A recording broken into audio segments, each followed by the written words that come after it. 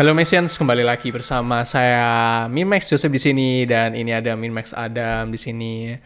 Jadi ini adalah konten baru ya, segmen baru ya. Kita bakal lebih santai, lebih Gen Z gitu ya di sini biar menjawab ke culture-culturean kalian ya buat teman-teman di sini ya yang suka berita ala-ala gitu. Nanti kita bakal nyocot di sini. Bacot. Oke, jadi pertama ya kita di sini nggak terlalu formal, nggak terlalu apa, nggak ada upskilling, nggak ada pembelajaran kayak gimana. Jadi kita sekadar ngomong aja. Jadi biar teman-teman Maxians mungkin di sini yang ketinggalan berita dalam 1 bulan atau beberapa minggu terakhir kita bakal keep update-nya ke kalian di sini. Oke, yang pertama nih kita ada di bulan Mei ini. Mungkin yang pertama itu ada yang paling rame sih kemarin tuh Indonesia gelap ya. Indonesia gelap, hashtag kabur aja dulu. Kenapa ya kok Gen Z itu kok suka dikit-dikit itu kayak politik, mau apa dan sebagainya itu kok dibikin nggak alay gitu loh maksudnya. Nggak, maksud gue gini loh. Ini kan sekarang memang kita melihat ya Indonesia sekarang ada di ya banyak berita-berita, banyak kebijakan-kebijakan gitu ya. Kalau kita lihat di Instagram, di sosial media banyak sekali netizen terutama yang Gen Z juga itu membicarakan tentang politik yang dianggap sama para netizen itu kurang ideal kayak gitu. Sejak mungkin dari apa ya, Indonesia gelap itu sejak kapan ya? Maret ya? Kayak Maret April gitu ya. Kalau nggak salah sih sejarahnya Indonesia gelap ini sejak yang di kebijakan yang TNI yang RUU boleh TNI. menjabat, boleh masuk ke politik betul. gitu loh. Nah, sedangkan sebelumnya kebijakan ini sudah dihapuskan di zaman presiden sebelumnya. Setahu saya sih setelah Presiden Soeharto ya, kurang tahu saya. Nah, kenapa kok bilang Indonesia gelap? Karena dikhawatirkan kondisi Indonesia akan kembali lagi pada zaman Orde Baru, yang mana Orde Baru ini itu identik dengan bagaimana TNI ini yang bisa mengambil keputusan politik. Ya, gitu. sepihak gitulah ya, militerisasi gitulah ya. Ya, akhirnya dalam polemik ini kita lihat banyak Gen Z yang suka cuap-cuap di media sosial akhirnya bikin hashtag repost gitu ya, rest in peace Indonesia gelap ya, apalagi kalau kita lihat story gelap ya. Yang jadi viral itu kan ini kan, ketika netizen bilang Indonesia gelap terus habis itu si Pak Luhut bilang buka kau gelap. Iya, kita lihat Pak Luhut kita tercinta sukanya menanggapi apa yang ramai di media sosial gitu ya dari zamannya Pak Jokowi gitu ya. Jadi dia juga menanggapi hal ini gitu ya. Itu mungkin kabur aja dulu ya, gak tahu siapapun kalian yang mau kabur aja dulu ke luar negeri atau apapun ya, percayalah bahwa hidup di Indonesia itu lebih enak daripada kalian kabur ke negara lain gitu ya. Mungkin di negara lain kalau kita lihat memang rumput tetangga itu selalu lebih enak guys. Jadi kalau kita lihat kayak oh iya di sana kan karena kursnya lebih tinggi, mata uangnya lebih tinggi gitu ya. Jadi kayak gajinya besar gitu ya. Bla bla bla, terus kayak lebih terjamin dalam segi kesehatan, dalam segi karir, dalam segi apapun. Tapi kita kadang lupa gitu loh bahwa kita cuma lihat enaknya aja gitu loh. Pertimbangan kayak minus-minusnya. Misalnya kayak gimana kita hidup di sana, gaya hidupnya kayak gimana, kebutuhan kita itu harus habis berapa dan sebagainya. Dan itu kita nggak pikirin. Nah, gitu. Padahal di tiap negara tuh punya dilemanya masing-masing ya. Betul. Kalau mungkin kalau di Indonesia mungkin kalau ada kejahatan atau ada apa, Indonesia kan dikenal guyup ya. Nanti bakal lebih mudah dapat pertolongan. Betul. Kalau misalkan di luar negeri kan lebih individualis ya. Gitu. Enak di Indonesia aja guys. Makanya masih lebih enak di sini ya. Walaupun Pak Luhut bilang muka kau gelap. Ya itu kan lebih ke individual, maksudnya kan ke oknum-oknum tertentu ya. Dan kita nggak bisa kayak ngejudge Indonesia dari cuman lihat oknum-oknum tertentu, tapi kita harus lihat lagi secara keseluruhan. Buka mata kalian bahwa kita di sini punya banyak juga benefit yang nggak dipunyai dari negara lain gitu ya. Jadi nggak usah lah kabur-kabur aja dulu, mending hidup kalian yang diperbaiki. Nah, menangkut dari itu ya, mungkin kita bisa next. Ini ada satu polemik ya, Gen Z ngomong bahwa kabur aja dulu, tapi bahwa ada fakta bahwa Gen Z memilih untuk tidak kuliah. Jadi di survei Deloitte Global 2025 mengungkap bahwa 31% Gen Z memilih untuk tidak melanjutkan pendidikan ke perguruan tinggi. Alasan utamanya adalah biaya kuliah yang tinggi dan ketidakpastian prospek kerja setelah lulus. Padahal ini nge-follow up pada di awal tahun, bahkan di tahun lalu kita itu punya sekitar 12 juta, 8 sampai 12 juta Gen Z itu tidak bekerja atau pengangguran. Apa? Karena privilege orang tua? Atau karena takut tekanan kerja? Ya ini mungkin hasil dari hashtag kabur aja dulu. Kalian yang terlalu banyak job-job di sosial media itu kalian nganggur kan aslinya. Jadi kalian menyibukkan diri kalian dengan ngomong kayak gitu. Maksudku ya fokus sama diri kalian gitu loh. Coba cari pekerjaan, get a job, get a proper education gitu ya. Kalian kuliah lah. Ini gimana? Maksudnya saya juga nggak pernah sih kalau bertemu secara langsung dengan Gen Z yang nggak kuliah. Tapi memang kalau di pengalaman saya dulu zaman mau kuliah itu memang banyak juga sepantaran yang memilih buat gap year. Ya kan, milih buat gap year, tapi itu pun juga dengan alasan yang masuk akal karena pertama biasanya mereka mau cari dulu uangnya gitu ya, biasanya akan cari dulu uangnya baru nanti kalau udah kekumpul baru kuliah. Jadi nggak mau membebani orang tua gitulah. Nah kalau misalnya dari Bro Adam apa ada polemik nih tentang tidak kuliah, apa ada pengalaman nih? Biasanya yang teman-teman aku jumpai gak kuliah itu karena dia sebelumnya SMK dan memilih langsung kerja. Gitu. Jadi ada kelasku itu dia ini SMA tapi dia begitu keluar dia udah dapat kerja, udah kenal uang, dia nggak mau kuliah udah. Dan sekarang dia udah nikah, udah punya anak. Luar biasa. Aman-aman aja. Ya memang pendidikan itu memang nomor satu sih. Kuliah, apalagi kalau sekarang kan kerja kan butuh ijazah satu minimal. Tapi kalau misalkan kita bisa membuka peluang sendiri, ya berani sendiri harus. Kalau misalkan mau bertanggung jawab atas pilihan ya, gitu. Iya benar banget sih. Kan mungkin kita sekarang ada di zaman digitalisasi gitu ya.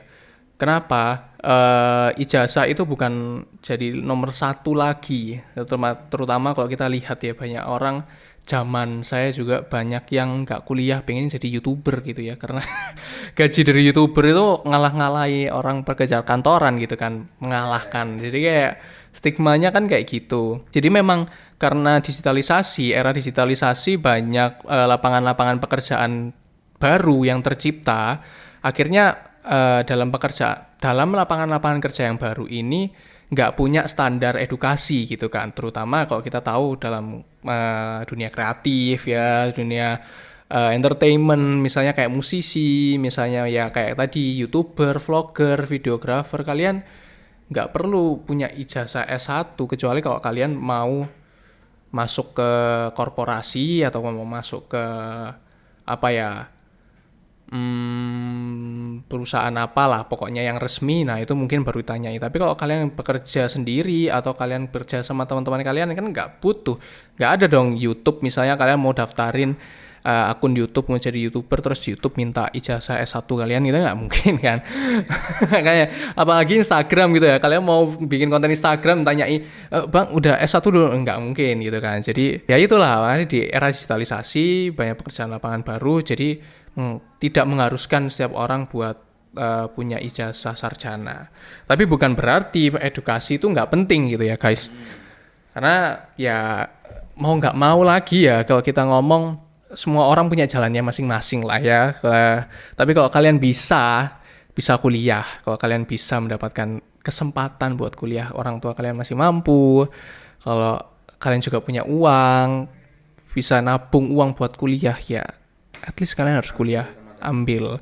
Karena kuliah itu bukan masalah edukasinya, tapi lebih ke networkingnya pertama. Kalau yang saya dapatkan gitu ya selama kuliah itu mungkin yang paling penting itu adalah networking pertama ya.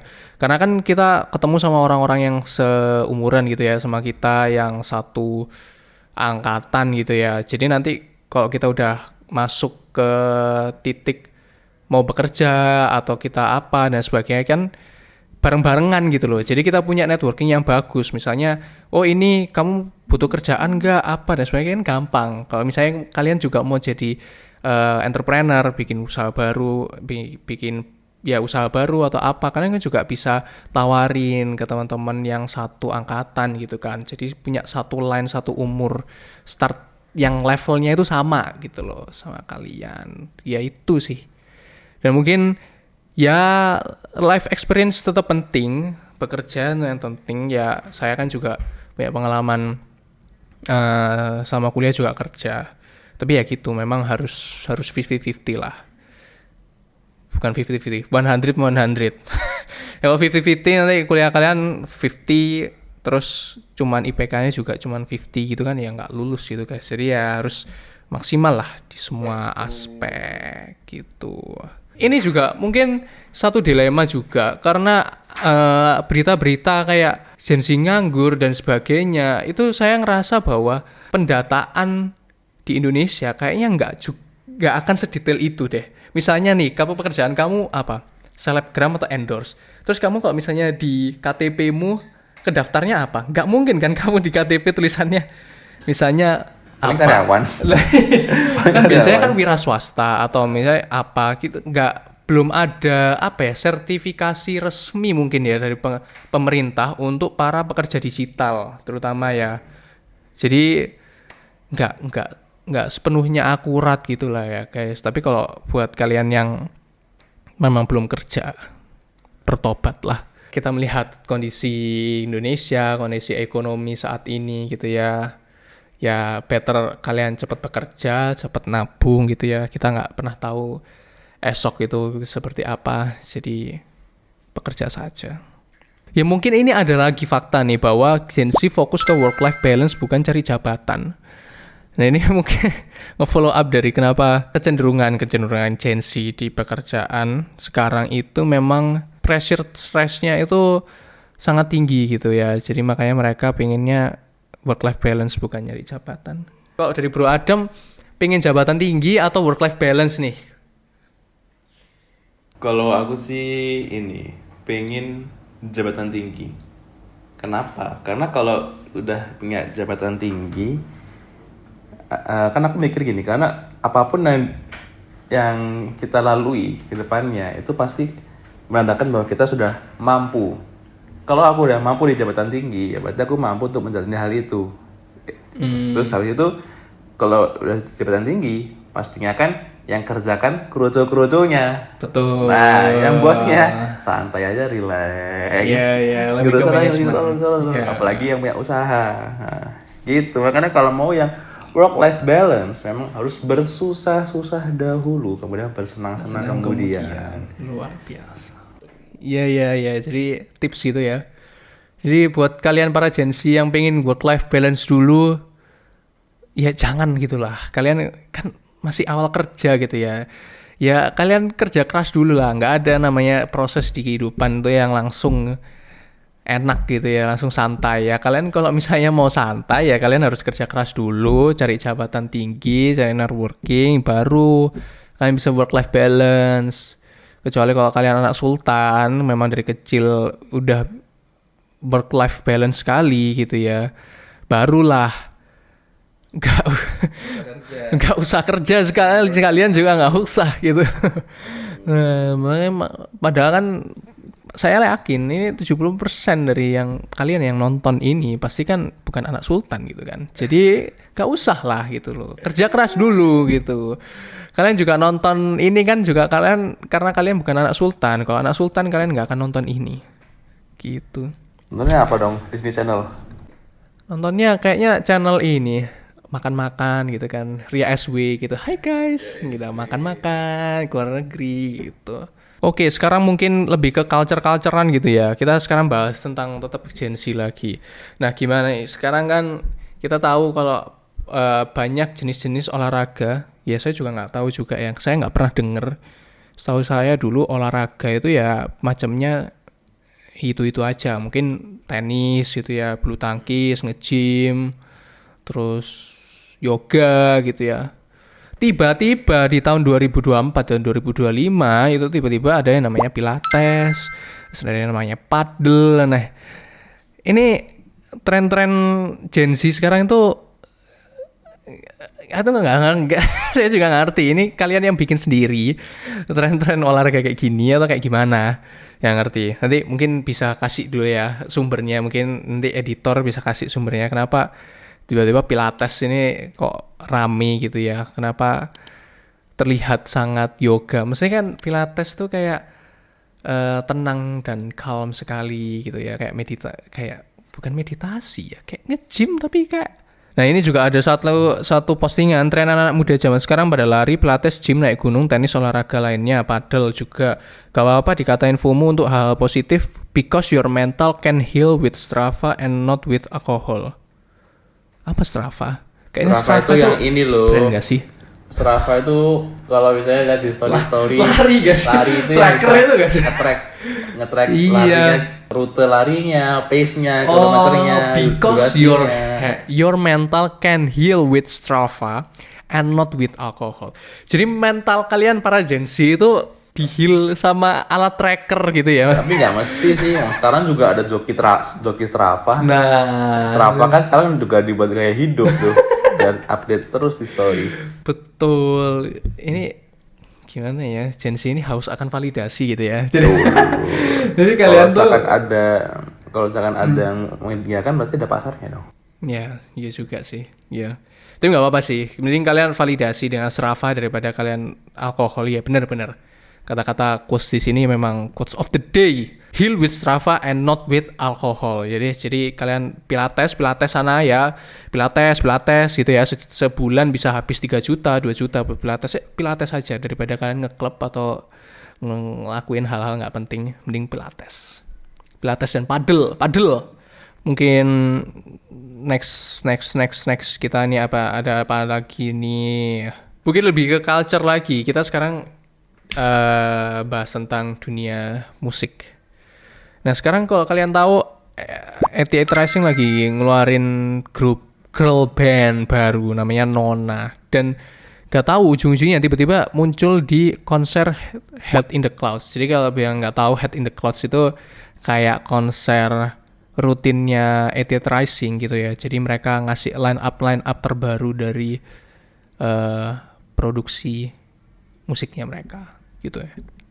Nah si Nona ini baru, jadi isinya tuh 4 cewek, ini semuanya dari Indonesia. Ya para penyanyi sih, nggak semuanya juga penyanyi loh. Juga ada yang dancer, juga ada yang Indonesian Idol. Tapi Indonesian dan dancer sih. Jadi kalian butuh kepoin, saya juga belum sempat sih lewat lagunya si Nona ini, cuman nggak masuk, maksudnya saya bukan genre di sana gitu ya. Kok dari Bro Adam kayak gimana nih? Belum pernah dengerin. Tapi Bro Adam bangga nggak kalau misalnya ada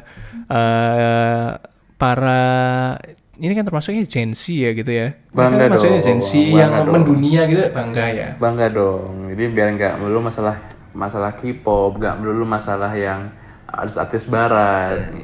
Jadi daripada kalian K-pop, mending kalian lihat yang lokal gitu loh. Maksudnya ini kan yang lokal tapi mendunia. Jadi kok kalian memang standarnya itu nggak bisa dengerin lagu-lagu bahasa Indonesia atau dangdut dem gitu, nggak bisa. Kalian bisanya dengerin lagu bahasa Inggris ya. At least kalian cari lokal tapi yang bahasa Inggris. Kayak Nicki, kayak Nona, kayak Rich Brian gitu kan. Tapi tetap Indonesian pride, local pride. Kita bikin next. Oh mungkin yang di minggu lalu ada berita bahwa suami Najwa Shihab, Ibrahim Syarif, wafat. Saya juga Innalillahi wa inna ilaihi rajiun. Semoga diberi ketabahan gitu ya. Amin. Siapa? Mbak Najwa. Mbak Najwa gitu ya, sekeluarga berduka, semoga diberi ketabahan sekeluarga gitu ya, dan jangan pernah lelah untuk memberikan konten-konten, terutama juga speech-speech yang bagus gitu ya, buat memotivasi anak muda terutama ya di Indonesia ini. Ya, saya juga termasuk salah satu pengagum Najwa Shihab dari awal dia berkarir gitu ya, kayaknya dulu zaman saya SMP gitu ya. SMP SD gitu ya, kayak sana ada acaranya kan gitu ya. Iya, dan ada Mata Najwa kan. Iya, Mata Najwa itu di Metro TV ya kalau nggak salah. Kayaknya awalnya iya deh, terus habis itu ke Trans 7 kalau nggak salah. Oh Itu iya langsung iya gitu. iya, betul. Jadi dulu di situ tahu ya. Terus dulu itu mama saya sering ngomong kayak, "Jus, kamu kayak Mata Najwa ini loh, pinter ngomongnya, Pak Vivu," kayak gitu. Tapi ternyata saya bukan kuliah politik sih gitu ya, kuliah komunikasi. Nggak ngerti juga. Takutnya salah ngomong gitu ya kalau depan pejabat gitu ya. Saya salah ngomong nanti dibungkam selamanya gitu kan, jangan gitu. Oke, itu mungkin hold minggu lalu. Terus kita tahu juga bahwa Shell resmi menjual seluruh bisnis SPBU-nya di Indonesia gitu ya. Sekarang Shell itu di handle sama venture baru namanya Citadel Citadel dan Sevas Group. Jadi Shell Indonesia sekarang itu nggak megang langsung SPBU-nya. Jadi bakal yang handle ini nanti bakal para swasta, pabrik dari swasta gitu ya, si Citadel ini, Pacific Limited. Jadi ya ini jadi satu polemik nih, kira-kira bakal dicampur-campur lagi nggak ya? Kalau kita tahu banyak orang juga ngerasa bahwa ini suatu propaganda gitu ya, karena Shell Indonesia selama ini menjual yang terbaik, kok tiba-tiba dijual gitu kan bisnis FPBU-nya, apakah ya ada yang gerangan, tapi ya nggak tahu lah dari kebijakan dari sananya kayak gimana. Tapi yang pasti kalau saya lihat dari berita, Shell dari segi bensinnya itu memang dipasok langsung dari Shell internasional, Shell globalnya. Tapi memang secara bisnis SPBU-nya yang handle dari pihak lain gitu, swasta. Tapi kalau dari Shell pelumas, apa ya kalau bilang ya, oli dan lain-lain itu loh. Kan kalau kita di Shell itu kan ada Shell Helix dan lain-lain itu kan yang ininya gitu loh, kayak pit stopnya gitu loh, kayak bengkelnya. Itu katanya tetap di-handle sama Shell Indonesianya gitu loh. Jadi dari pasokannya, oli-olinya dan lain-lain itu tetap tetap di-handle sama Shell Indonesia.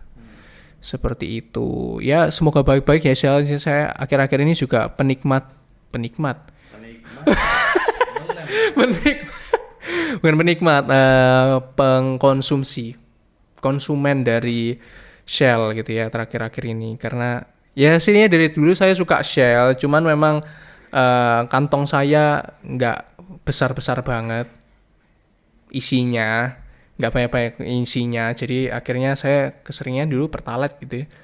Tapi akhir-akhir ini karena saya sayang dengan kendaraan-kendaraan saya yang terbaru, kayaknya saya lebih prefer Shell gitu ya, sehat-sehatnya. Mungkin dari Bu Adam, apa nih Shell, gimana nih pendapatnya, akan Shell mau hengkang nih bisnis SPBU-nya? Shell ini nggak hengkang ya sebenarnya. Nggak hengkang, dia cuman nggak handle secara langsung bisnis SPBU-nya.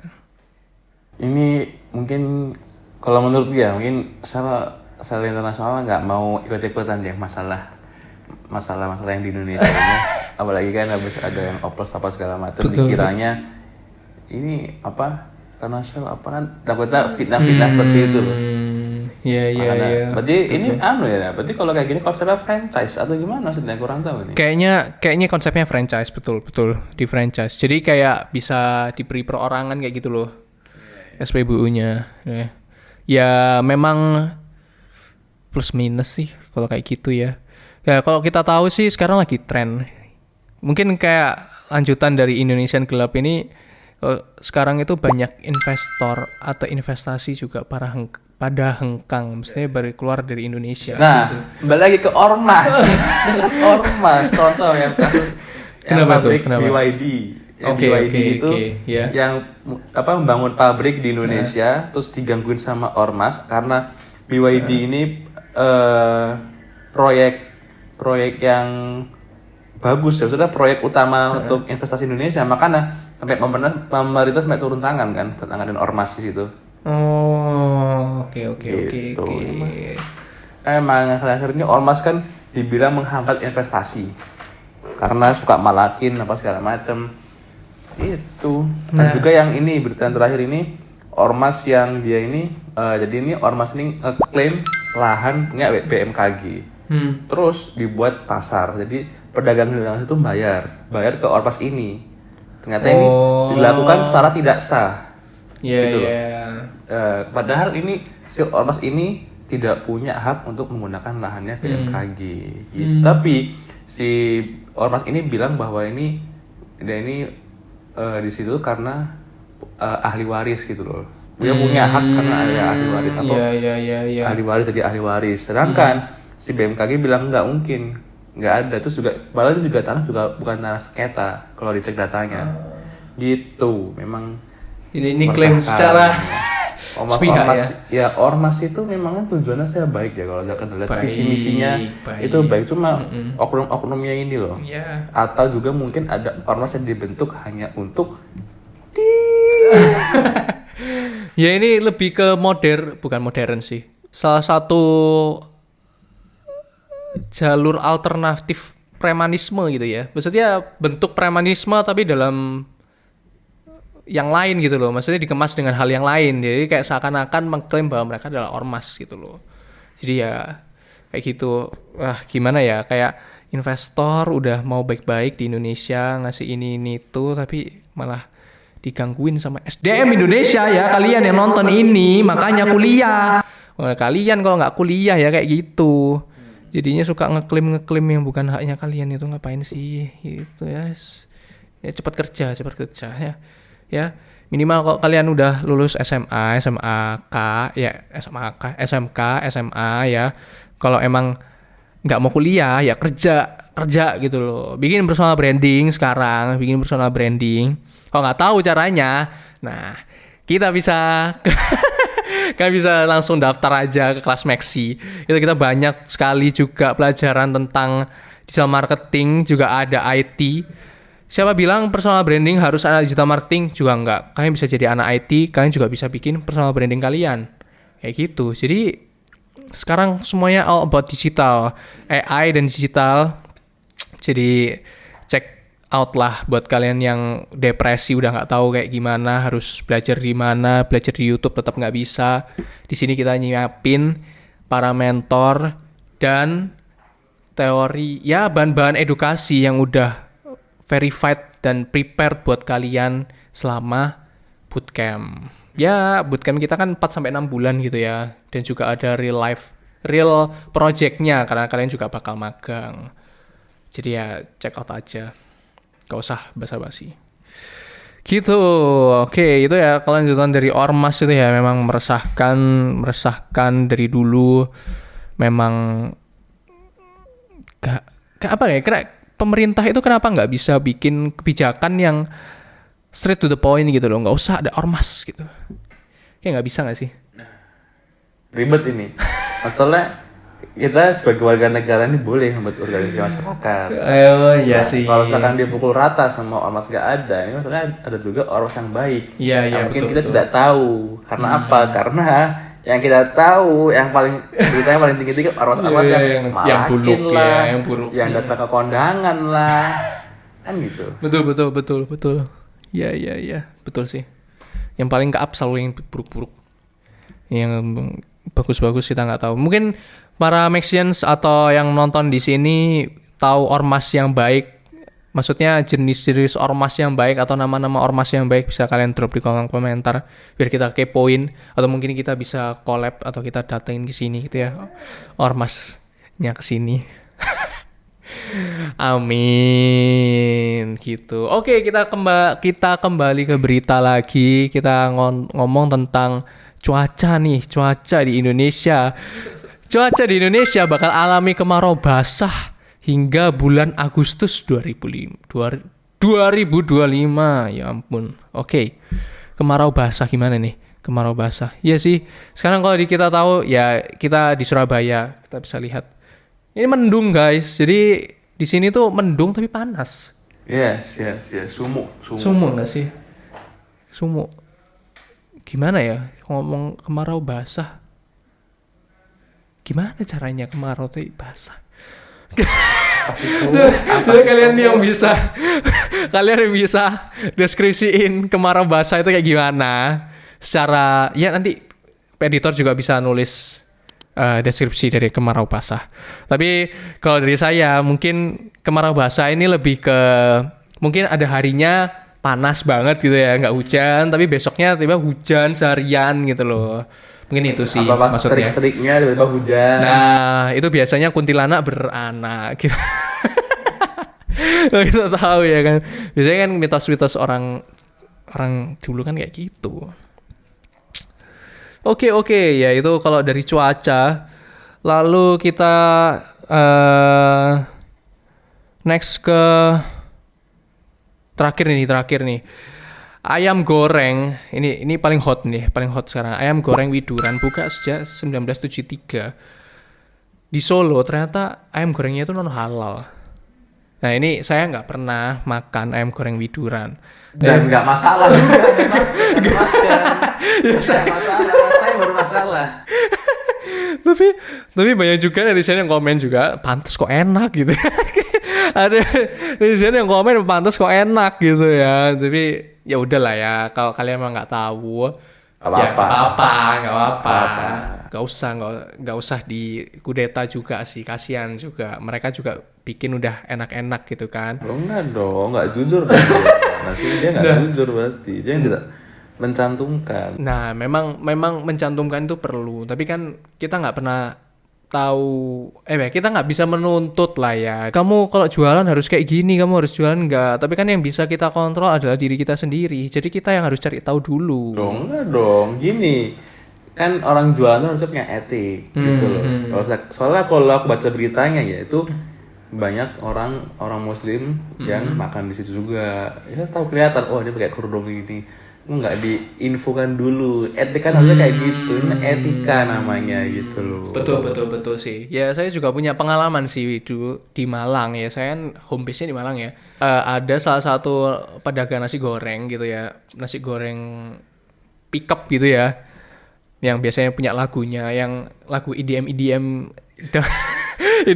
dangdut itu nggak jelas, EDM dangdut remix Indonesia nggak jelas, burung gagak dan lain-lain itu juga nggak menyertakan tulisan halal juga. Jadi saya tuh dulu diajak ke situ, soalnya ada yang ngomong, ini ada nasi goreng babi gitu enak gitu ya. Ya kan saya non muslim, jadi saya ya udah oke, langsung gas gitu. Terus saya ke sana makan. Saya makan, tiba-tiba pas maghrib atau apa gitu ya, banyak yang datang dan tuh pakai hijab semua gitu loh, datang beli nasi gorengnya gitu.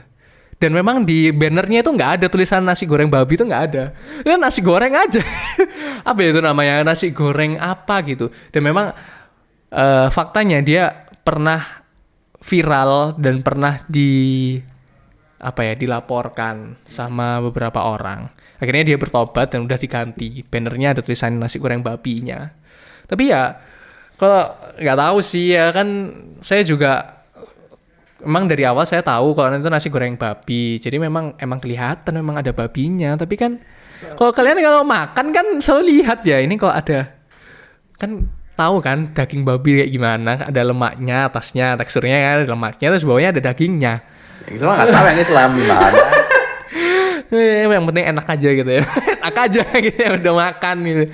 Gak apa-apa. Kalau kalian nggak tahu nggak apa-apa. Sekali 2 kali nggak apa-apa. Tapi kalau kalian udah tahu kayak gini ya nggak usah kesana lagi, nggak apa-apa. Kalian bisa di set sendiri gitu ya.